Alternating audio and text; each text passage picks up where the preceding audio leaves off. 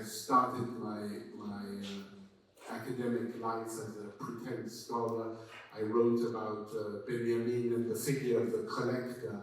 So this idea of the fondling of objects is something that particularly intrigues me, and I think we've assembled a very interesting group of people to talk about that subject, and I relish the moment when we begin to do so. But before we start the conversation, David Walker has something to share with us, which may lead him also to talk about the kind of work he does, which, not unlike not unlike Glenn's work, is also attached to not objects that hang on a wall. And so David, the floor is yours as of now. Thanks, Paul. Yeah, if you can go to the slide with the audio clip.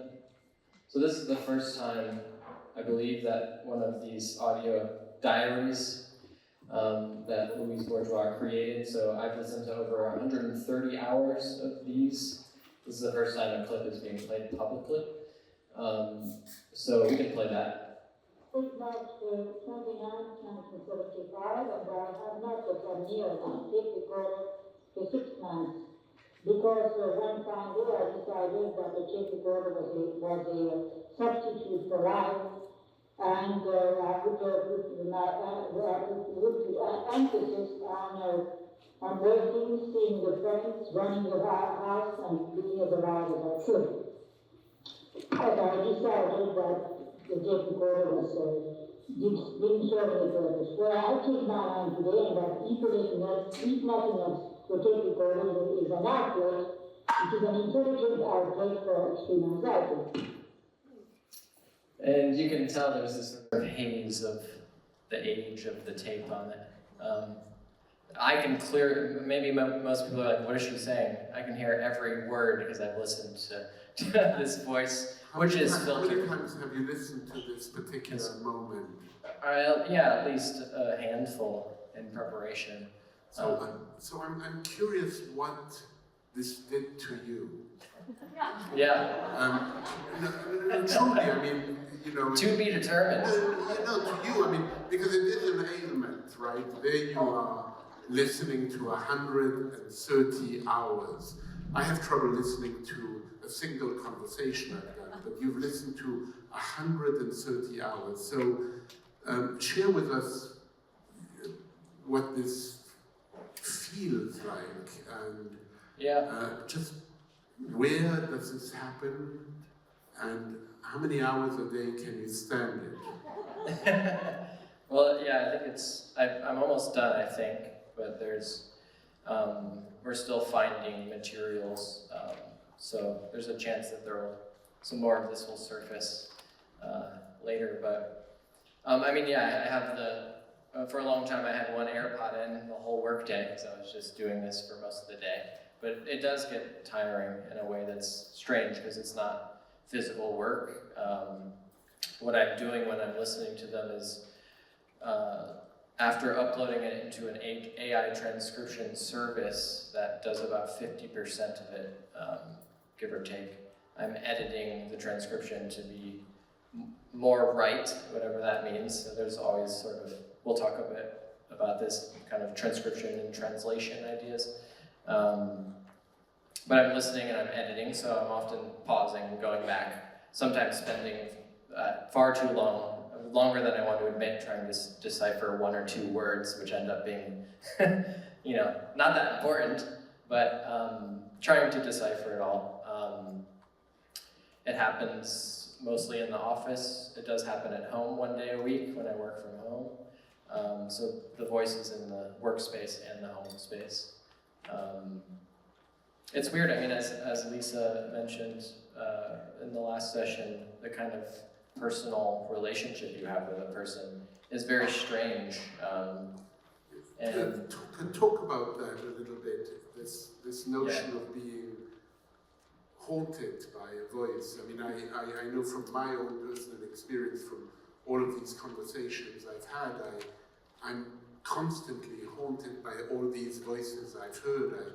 I feel like a character in a Gogol story who doesn't know if he's in the middle of the street or in the middle of a sentence. Yeah, it's weird. I mean, I think, everyone's probably familiar with the relationship Bourgeois had to psychoanalysis and her work had to psychoanalysis. So there's a lot of, because she also talks about analysis in the audio recordings, I think that they're entering my subconscious maybe. So maybe they will literally, to be determined how they affect me, because I haven't had dreams about her yet, but I do imagine that will happen, and her voice being there. But you I mentioned earlier that I did an oral history interview with an artist who knew Louise in the 70s, and when I meet people like that, I sort of have to look at myself and realize I do not know this person.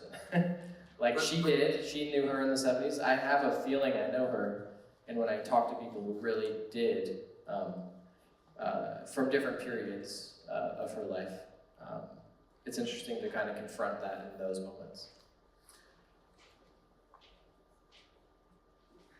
Either for Samantha or for you, Ross, this feeling of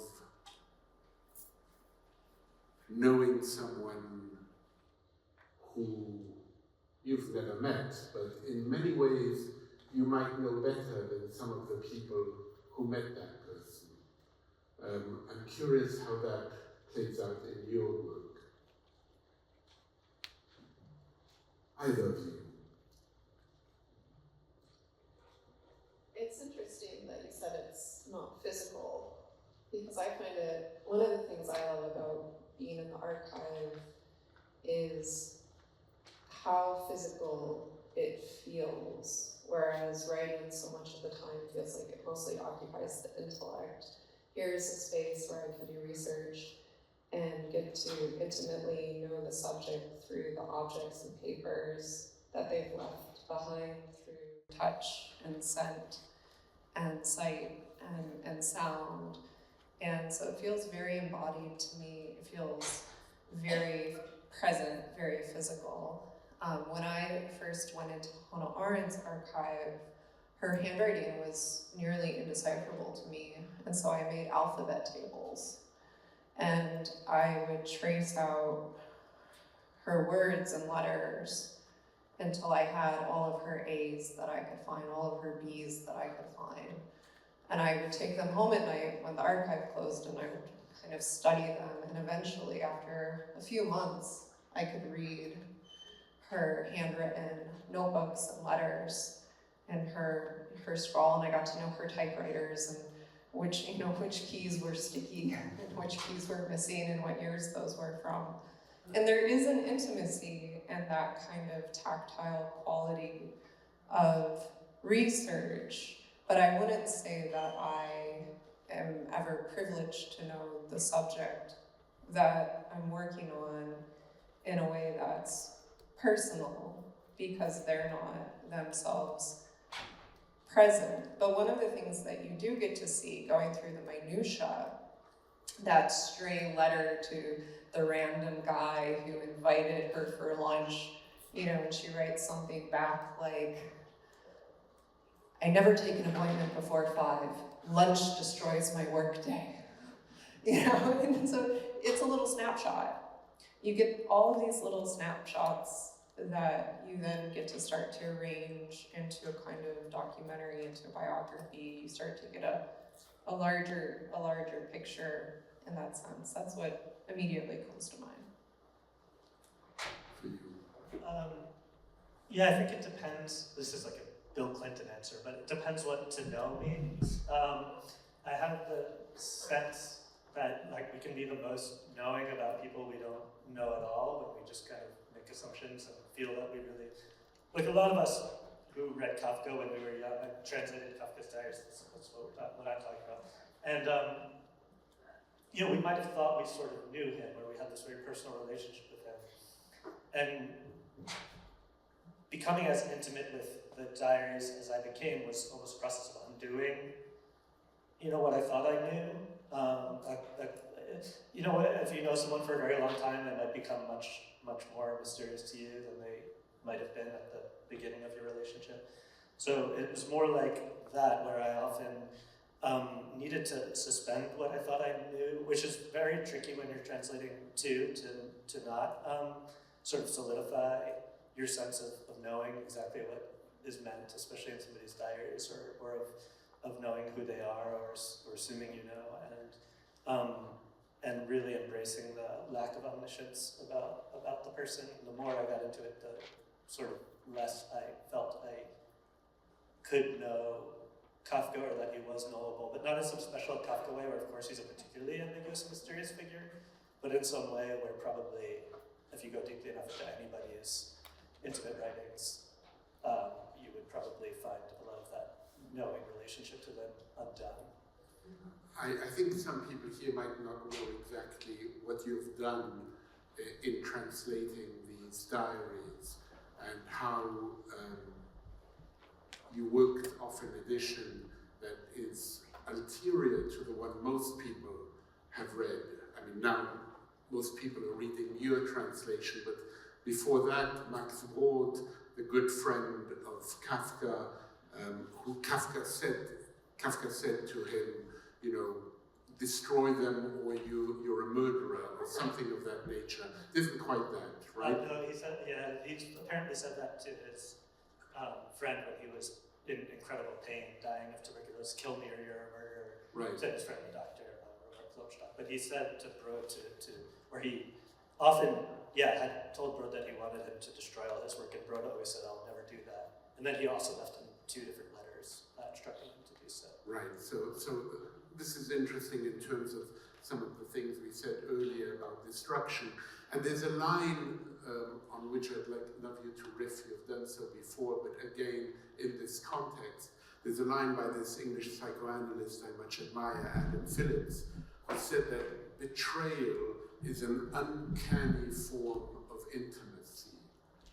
Perhaps you could speak about that a little bit. Yeah, I don't think I did that good of a job of it the first time, and No, now I'm giving you a second Well, try. that's the thing. I've had years to come up with a better response, and I don't think I have anything better. But when I think about Brod and I think about knowing Kafka, right, or the privilege of knowing the person personally that you were talking about, in a way he was extremely limited, I think, by his sense of omniscience about Kafka. His sense that he had this privileged perspective, which he really did, and he was incredibly important and crucial when we talk about preserving, first of all, in not destroying these materials, and much also what we know of Kafka's work. It's almost all archival. The volume of Kafka's works that he published in his lifetime is about this much of the critical edition, and the rest of the shelf is all the corpus that Brod was instructed to destroy, so he saved it. And then he saved it from the Nazis on the last train out of Prague, actually, as the Nazis were marching in. And then it had this really wild and still unfinished history of being scattered and fought over and contested. And the archives in several different places, and it sort of never arrived anywhere, much like the themes of Kafka's work. But Brod, in his stewardship of Kafka's estate and in his decisions of what to publish, had all the decisions lay with him. And his decisions were very much guided by an image he had of who Kafka was, or at least who publicly he wanted Kafka to be presented as. And that was a very pious, saintly image of Kafka as a kind of literary saint or a martyr to literature, somebody who turned away from life and toward literature and was at this remove, was sort of on a higher plane than everybody else. And he edited all of the unfinished manuscripts into much more cohesive products where he decided what to omit and so on. But in the diaries in particular, he was not just misrepresenting what Kafka had actually written by rearranging it and creating composites and discarding things that were fragmentary or inscrutable to him, but he was also kind of editing the persona of Kafka that would be presented through the medium of the diaries. So he was taking away what seemed either to compromise or to be unflattering. He took away any tinge of homoeroticism from the diaries. He took out a lot of the unfinished nature of it, where it just seemed very unpolished, things like spelling errors and slips of the pen or convoluted syntax, and so presenting a much more elevated and perfected, but also sanitized and sanctified version of Kafka. And that was all out of, in a way, it was a betrayal out of intimacy. It had to do with, I think, his faithfulness to an idea of his friend and of the importance of the writer. And the way he wanted to appear, too. Yeah, he also took out some unflattering things about himself. Which, yeah. Actually, it's a funny one. I could tell the anecdote because it's funny. So the passage in the Diaries, and Kafka is writing about how Brod had given a reading in Berlin of some of his own poems, and also some poems by that contemporary proud German writer, or German Prague writer who wrote in German, Franz. And in the review of Brod's performance, the reviewer, who was hostile toward Brod for other reasons, and it was when Brod was still settling in his memoir like decades and decades later, the reviewer wrote that Brod had read the far more significant Werfel in presenting his own work and Werfel's work. And Kafka notes in his diaries that when Brod brought this review from Berlin to have it reprinted in the Prague daily newspaper, he cut the part where the reviewer said the far more significant Werfel. And so several decades later, now it's so that was 1913 or something. And now it's 1948, and Brod is editing the manuscript of Kafka's Diaries, and he censors the entry about the thing he'd censored the first time, and cuts it so that whole thing about reprinting it and cutting the thing about Werfel didn't appear in that edition either, and has only first appeared in this 2023 edition that I translated. David, for you, a lot has been auditory, oral, A-U-R-A-L and O-R-A-L. For you, Samantha, the oral also has been incredibly important, and sound.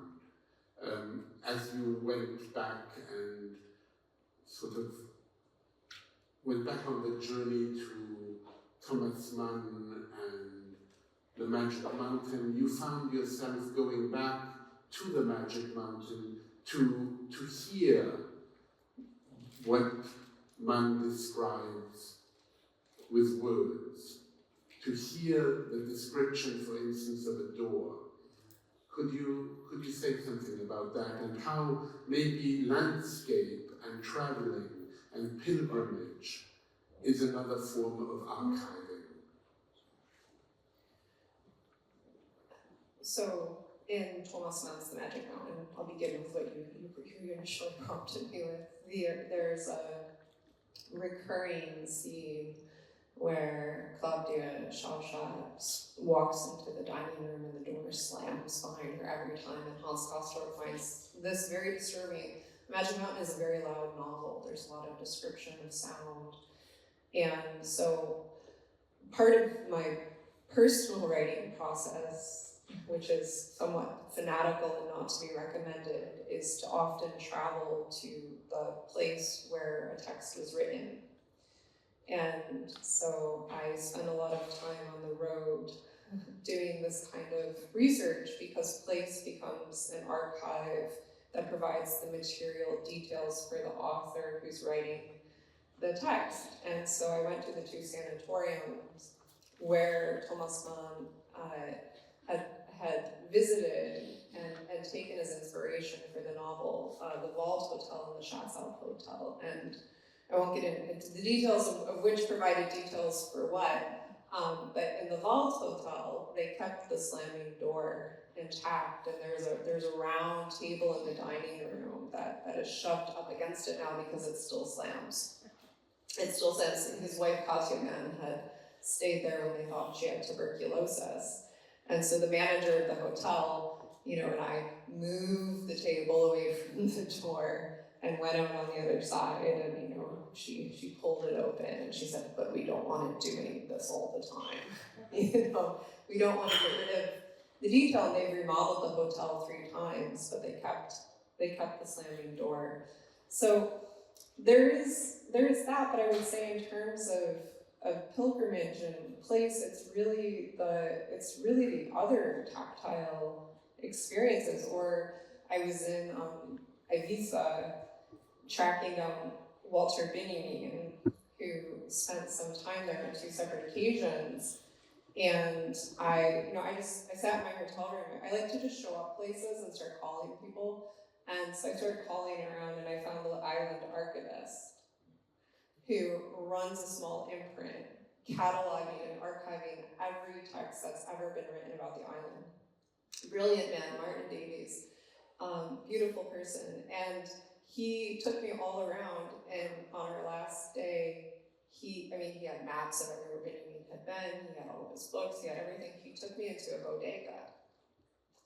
And the bodegas on the island where people, especially tourists, would take their disposable cameras to get film developed, made copies secretly. And so in the back rooms of the bodegas, there are secret archives of photos. And so we were able to he showed me some photos of Walter Benjamin that have never been published. That people just randomly, accidentally snapped over time. And so you never know what you're going to find when you show up to a place. And I think that's what I find so delicious about and intoxicating. It is delicious. I know David wants to say something, but I just want to follow up with one question query, which I'm really hoping you can kind of help me understand what this means. What does going to a place really add? And beyond, I don't know if it's anal retentive, but beyond the fetishistic quality of going somewhere, how, in what way doing a pilgrimage of that sort, or listening to a voice for 130 hours, in what way does that get you closer to what you're investigating? I could ask the same from Ross, translation as a form of getting closer to. I'll give you two answers. One is practical and one is my secret theory. And then the third is person. So when I was at the Schatzalp, which is built in 1900, the fanciest sanatorium in all of Europe, it's barely been touched. It's one of these great old dames of Europe. It's fantastic. So I go there and I wrote this essay, and I can provide my reader with material details and paint a scene visually, which is a good kind of rhetorical habit in writing that gives people something to bite into and carries them through the story, because it's storytelling. So I love details, and that is fetishistic for me. I don't know if the reader experiences it that way, but I believe, sometimes you read something and it's thin. It feels as though you're moving across the surface of an idea. And you could read something else, same number of words, but there's a conjuring that happens for the audience where they can see what it is that the writer is picturing, and there's a kind of thickness, there's weight to the language.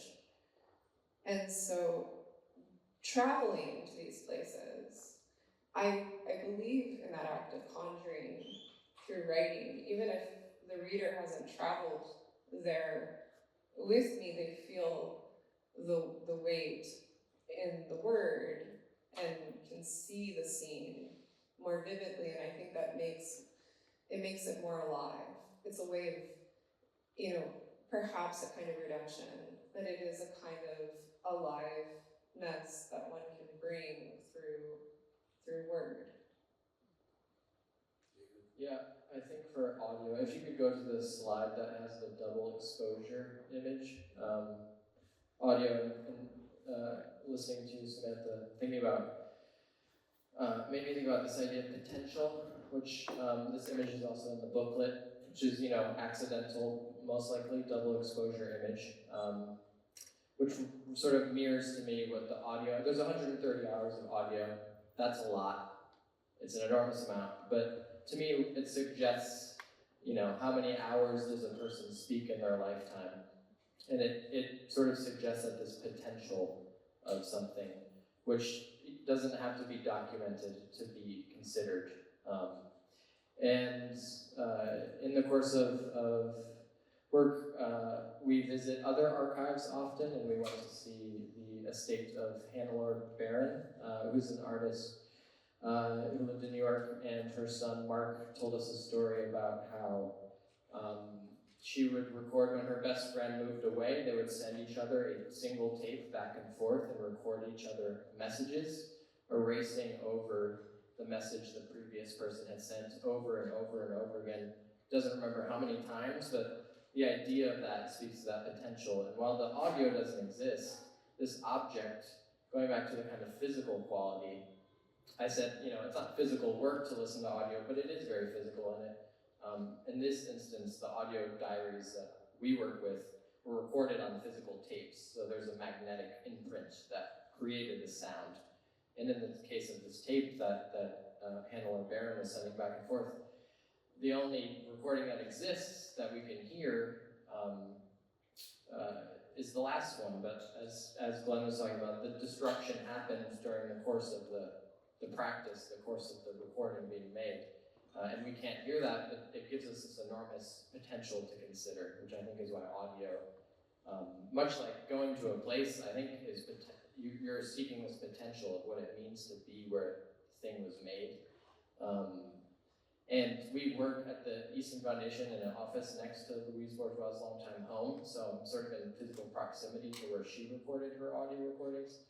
So there is a physical component there that plays into this kind of potential. So the potential for her to, when you're in the house, it feels like she could walk back in, or when I'm listening to the recordings, I hear the sound of children playing at the playground behind her house, and you hear that now, and it sort of collapses the time too, which I think for me speaks to that potential, the potential for anything to be said and recorded, whether it is or not.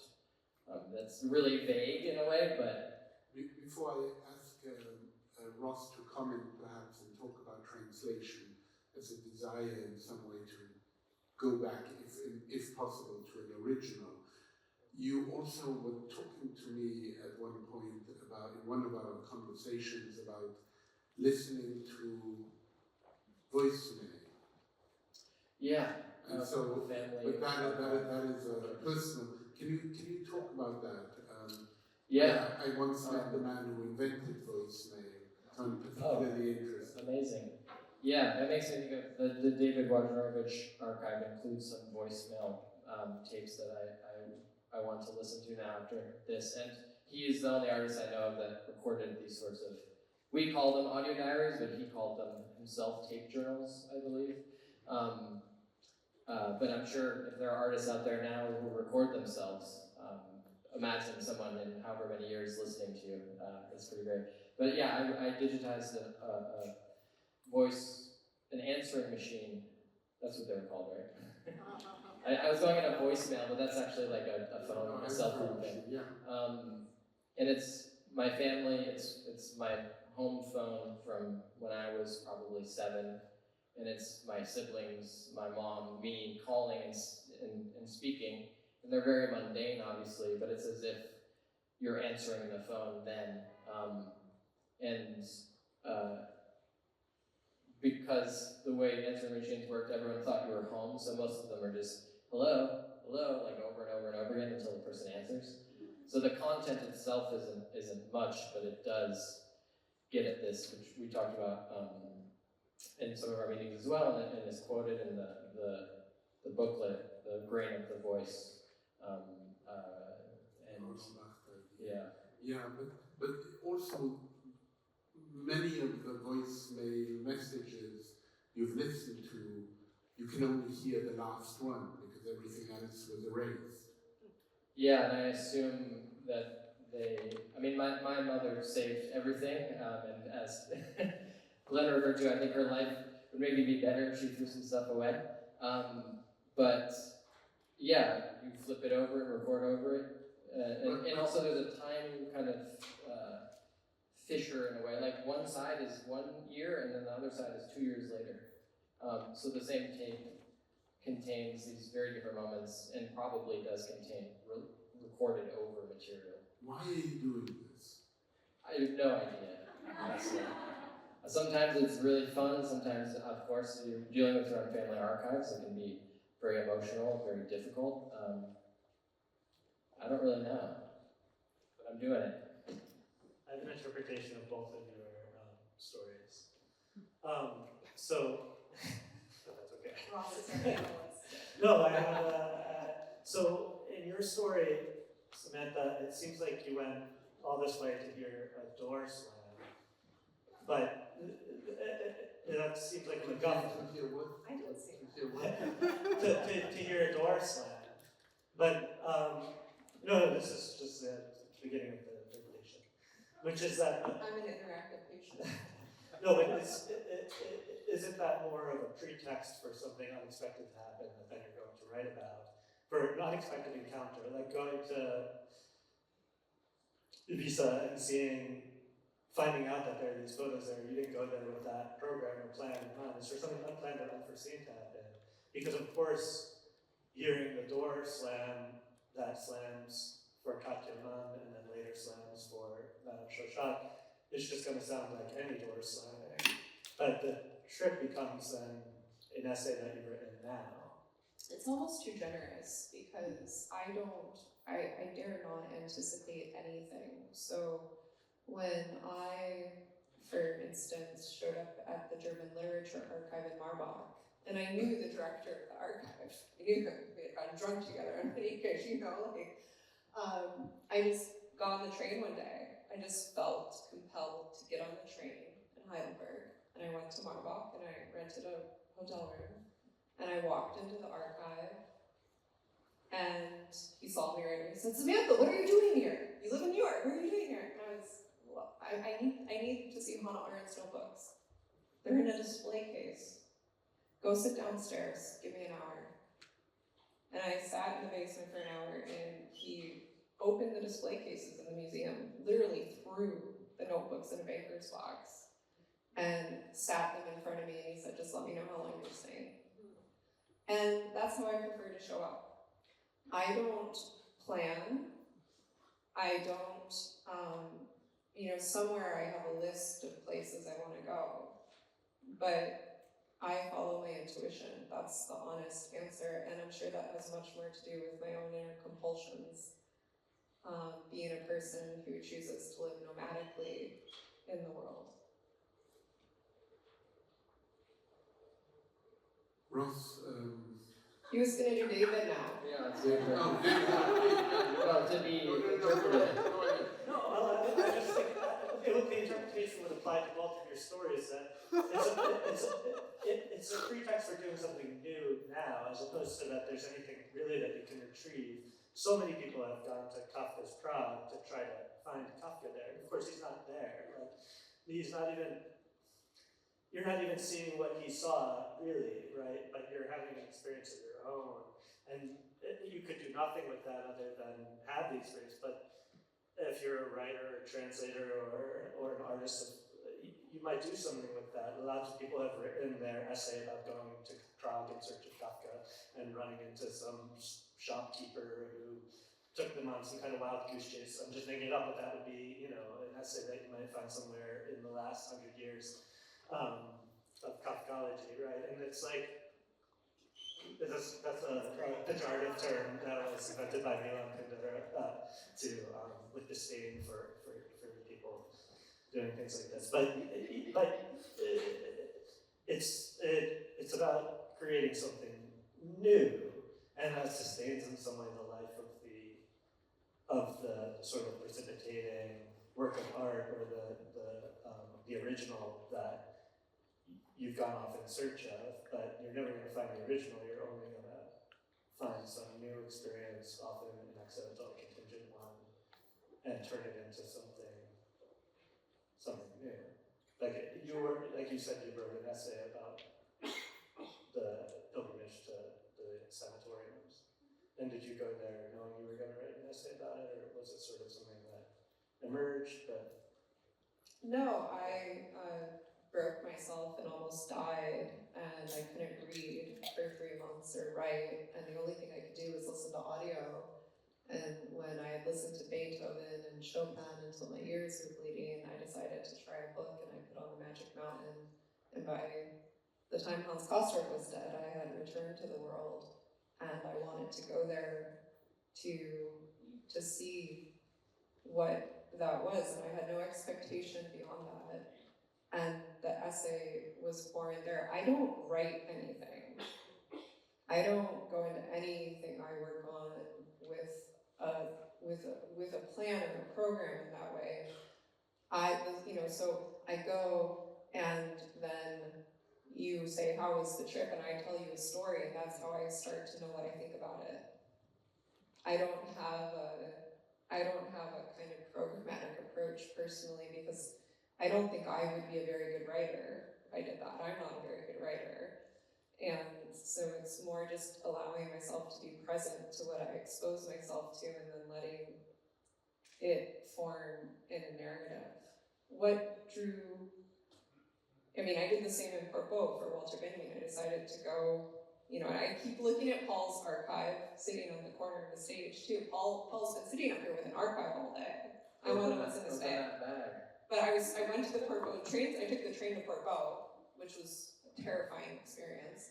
And I get out, and there's a woman with a bag like that in the middle of the train station lecturing people on Walter Benjamin. Yeah. And I'm like, oh God. What have I stumbled into? But that's not planned either. What inner compulsion drew you to redo the work the evil Max Brod had done? Was there something specifically about Kafka? Was it more about Brod? Was it a kind of feat of cleverness? Was it a work of redemption? No, I don't think. I like Max Brod. I think he did us all a great service by, first of all, rescuing Kafka's papers, but he also, speaking of archives, he made sure, he also did some things that led to some very disruptive later events surrounding Kafka's archives, but his intention at least was to make sure that these papers would be preserved for the future generations to do precisely the sort of thing I did, which is almost one of the best things he did, besides rescuing the papers in the first place, was not deciding, well, I really want my editions to be the last word, and therefore, now that I've released all my editions, I will destroy the rest of these papers that I have control over. Some of them ended up, it's a little more complicated, this story, some of them ended up in other hands, and some in back with the family at one time. But still, he wanted to ensure that, in fact, the new editions would follow, and that people would actually unearth. Similar to Thomas Mann putting his diaries under seal at a certain point when you talk about diarists, and there's a lot of speculation about things Mann wrote in his diaries where many scholars presume he was writing with a sense of posterity looking over his shoulder and lying or whatever. And Kafka was often perhaps even doing the same despite his last wishes, which is something else we could talk about. But that moment of deciding to really leave it open for anyone to do with what they will in the future, and to become interested in the very things that Brod wanted to leave aside as maybe considering them even possibly just simply of less interest, but knowing. But how did you know you were the person to do it? Brod left it there. How did you know? What was that moment? Well, I just love Kafka. Since I was young, I thought it was something unusual about me. Not that I love Kafka, but when I first started to talk about the diaries publicly, I'd say, I've been reading Kafka since I was 15. And then I discovered basically everybody who started reading Kafka when they were 15 had like a very similar, very personal relationship with the writer that began around precisely that age, like either 15 or 16. So it certainly seems to be more common than not. I discovered the diaries in German in this form, in the unabridged and uncensored form that follows the sequence of the entries as they were written in Kafka's notebooks and stays very true to the handwritten version with all of its misspellings and all of its strangeness and truly baffling qualities. In a bookstore in Berlin in 2003, and it had already been around now. That edition came out in 1990 in German, So just to go over the timeline again, Brode published the German edition of Diaries in 1949. Actually, yeah, the English edition came out 48, 49. The German, I think, came out afterward, strangely. Anyway, and then that was the only edition. Brode died in 68. Scholars began to have access to Kafka's papers for the first time in a broad-based way, discovered how much Brode had changed, and started a critical edition of Kafka's works in German in the 80s and 90s. And shortly, with a sort of understandable time lag, English translations of those new German editions that were much more faithful to the manuscripts Kafka had actually left behind, which were in much greater disarray than what Brode had presented. English translations started to come out. I've read the old translations, because it was before that, because I'm a little bit, I'm starting to age a little bit.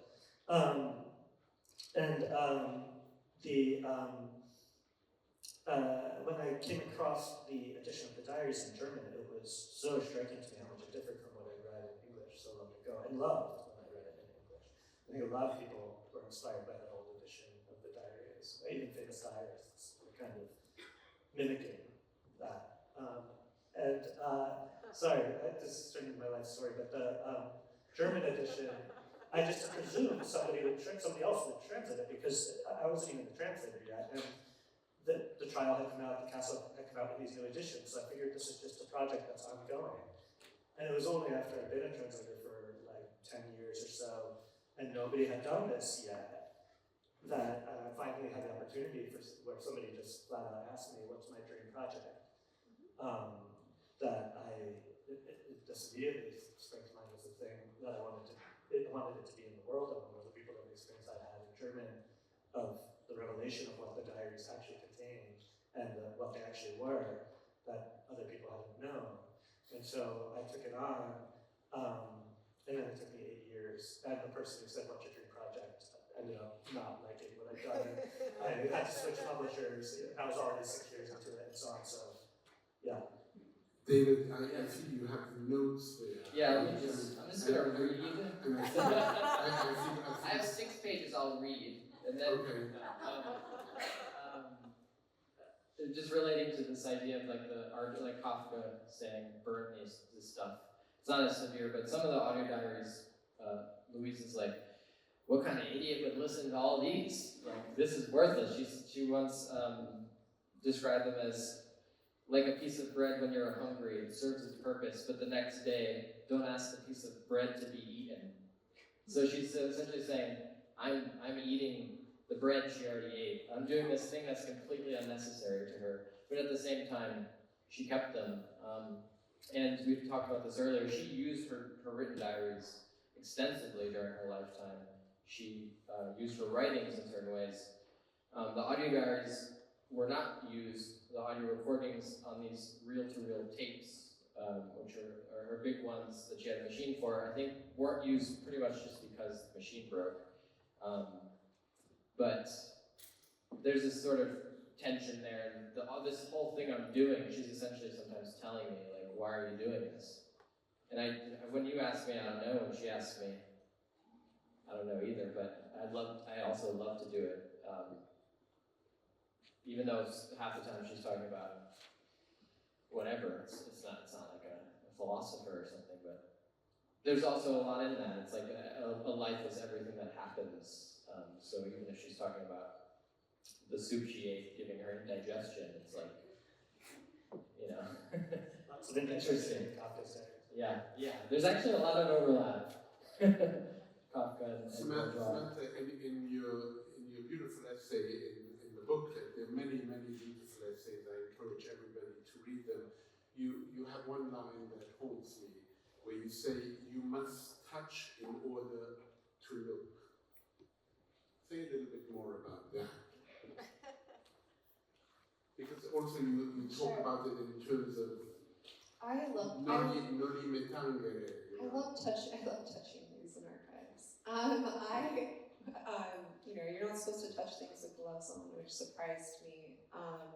I think it's a very, you said earlier, it can be a very difficult experience. It can be a very intense experience, a very emotional experience. And the first time I went into an archive, I had no idea what I was doing. I went with a formal letter from the head of the literary estate, and It was a bit more relaxed back then, and they kind of were like, here's the catalog, let us know what you want. And I stumbled across a hand-shaped copy of the Theses on the Philosophy of History, and I had just, flipped the page and turned to the next piece, and I realized, I went from like a letter from Adorno to this, and I was like, oh my God, I know what this is. Holy hell, why is it here? And it was this newspaper band, it was orange, Benjamin's little tiny black scroll on it, and I just burst into tears. And I didn't want to I was afraid I was going to hurt it. And I was like, why is it here? These objects carry stories, they carry lives. That object in particular is a tragic object in many ways, and also an extremely beautiful testament to life. To touch in order to see a really good example of that, which changed the way I thought about the way Hannah Arendt thought, are the notebooks in the German Literature Archive in Marbach, which had been published as a one-book Denktagebuch in 2 volumes. And there is a page that I include, I don't know if you have it on there, it's okay if you don't. And so it's just these 2 bands, and it's black and white text, and it's compressed, and so you just see all the entries she made, no indigestion. But when you look at these little Wiremaster notebooks, which are actually in color and beautiful, and you can see how she used different colored inks for different things, she's actually using the space of the page like a stage to craft conversations between quotations, bits of poetry. She's working on her own poems, crossing out lines, making notes, edits, and you can see how she looked at the page, and you can see what gets scribbled out, or Heidegger's love letters to Arendt, the way they arranged their rendezvous when they were having their affair. He wrote in Fraktur script, the only true German font. And but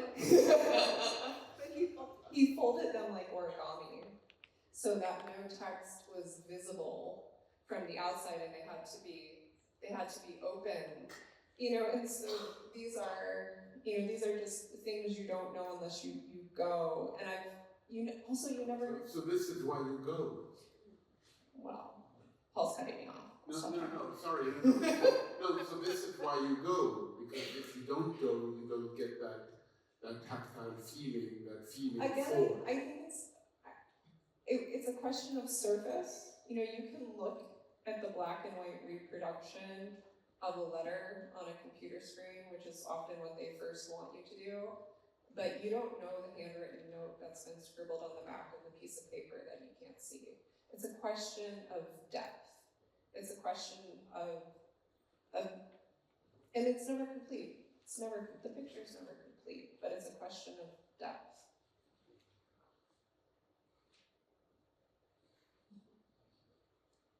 Are you gonna unpack your bag? No, I love these. I said earlier on, I think to someone, I love these silences in these moments.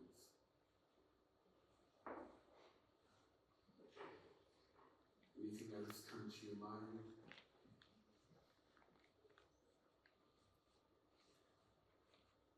Why don't you instigate? Pardon?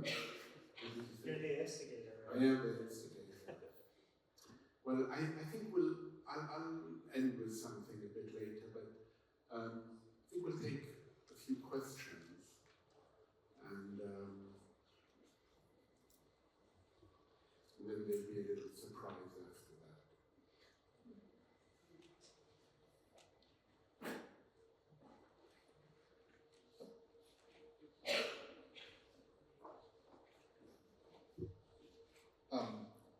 Apologies, this is a question that was kind of formulated earlier in the morning and has kind of followed me all day.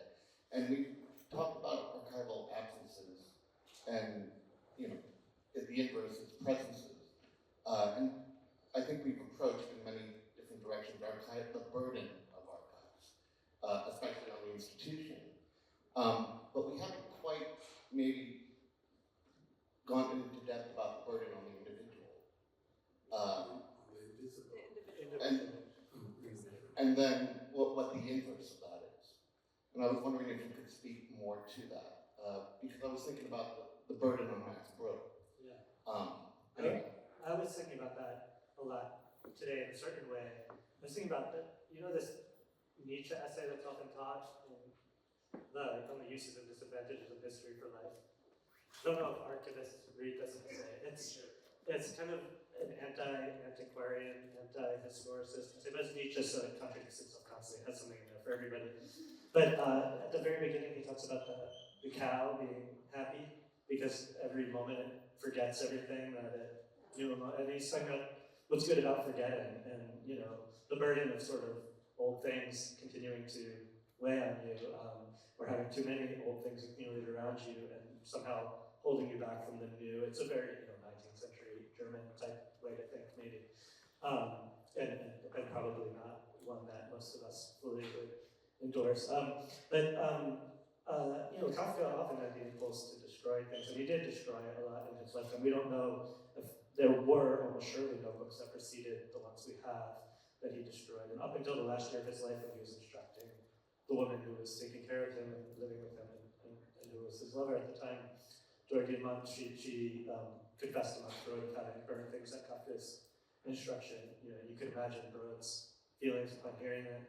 They preserved every scrap of paper from the very beginning of meeting Kafka in law school, continued to preserve every word of Kafka's whole life. It was something Kafka knew about this man that he had assigned the task of destroying his work. It was that this was the person who most wanted him to publish, who most treasured every word that he wrote. So the burden, I think a lot of when you said the evil Max Brod, I always feel bad when people think that in sort of distinguishing my project from what Brod did, I'm actually accusing Brod of some real huge malfeasance. Because I think, first of all, what he did is what editors do. Like he chose, when you were talking about choosing lots of people were talking about choosing what goes in and what goes out and so on. It was at a totally different time and so on. But also, I think the burden that was on him of somebody who decided to disobey this instruction to destroy, and then felt in making it public that he was doing some other kind of duty to posterity of making it public, then also must have felt a huge weight on how he made it public, and the decisions he made must have been so fraught for him in a way that they're not for me. I didn't really have any compunction at this late stage in the game, and I don't think that German editors of the critical edition should have had any compunction about publishing everything Brod had to publish in the form that it was in. But Brod was stuck with that burden, I guess I'm not answering your question other than just validating that there are real burdens. The burden of the translation is totally different, I think, and it's ethical in its own way, but it's not personal, for me at least, in that way. Yeah, I'll just share, there's a recent exhibition of a photographer named Alex Cleo Bubode at Gallery Buchholz, and the curator of it is a person, Helen Giannichini, who had a number of intimate experiences with this photographer's archive. Long after she died, she never knew her, but 28 years after she died, she entered her apartment that had been untouched for 28 years and worked there for 1 week, going through what was there. The show was great, but in a text accompanying the show, I don't know if it was published, but it was like a sheet there. She says, "I would like to lay bare the intoxication and delirium of the archive. The way it has a hold on us takes over everything, its magnetism and the danger that lurks within it. Sometimes we lose something of ourselves through dabbling in the lives of others." I heard the question just slightly differently, and it made me think of, oftentimes, I think it can feel like there's a question of entitlement to a person's archive, their papers, their stories, their lives. And I think about this a lot in relationship to Arendt, who chose not to write about certain aspects of her life, like her internment. But she spoke about it on a couple of occasions, which then other people talk about. Or I was in Oxford last year talking with a woman who worked in Holocaust archives, and she had been listening to audio tapes of testimonies. and she noticed that there were no recordings of the stories of sexual assault. And so she talked to a couple of survivors that she could a while ago, and they said they didn't want it in the archive because one has a right to have opacity around their stories as a way of preserving dignity. And I think that it can be true that, you know, we don't get to tell our own story, but I think there is a very real question about this feeling of entitlement people often have toward other people's lives and ethical choices that can be made.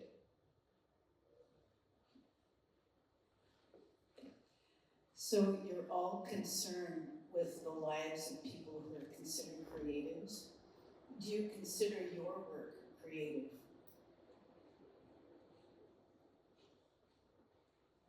Creative?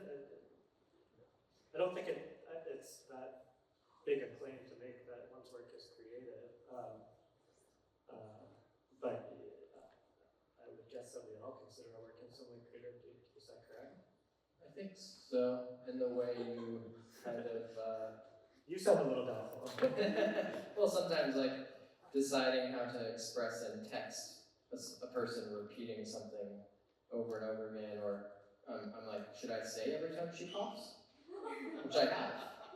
She coughs.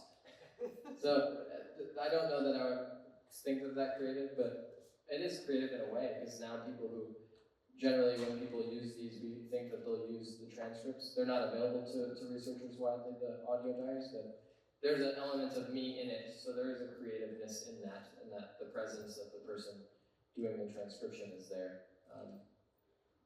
I don't like labels. Creative of labels. I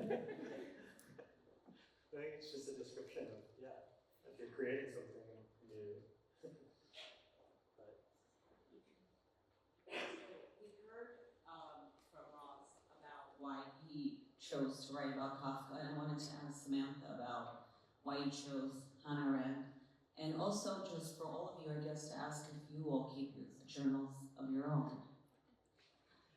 And David about Louisa Bourgeois too, I think that answer. I fell in love with her writing when I was in college. That's the honest answer. I fell in love with her prose style. I stumbled across a copy of The Human Condition on accident, and you know, in 1956, a man-made object orbited this, you know, the heavens for some time with the sun, and I was like, this is philosophy. Okay, this isn't John Locke. What's this? And I was told in graduate school that I was not allowed to confuse the person with the work, and it was very clear to me that Arendt's work was a product of her personhood, and so that was really liberating for me and gave me permission to become a writer instead of an academic, which I don't think I've ever said out loud before, but it is true.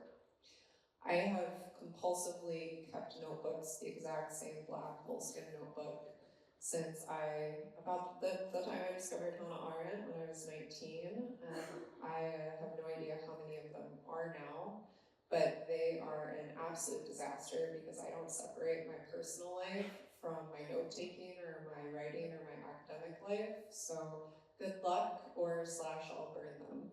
You're making the work of an archivist quite hard. I do date my entries though, and I like very compulsive, like Sunday, November 12th, 7:58 a.m., coffee, Amherst, Massachusetts. You know, yeah, we all have our things. And they're stuffed full of flowers and objects. And for you, I think the question. Does anyone keep audio diaries? Does anyone record themselves speaking about? Yeah, some people. I tried, can't do it. It's so weird. Just talking into your phone.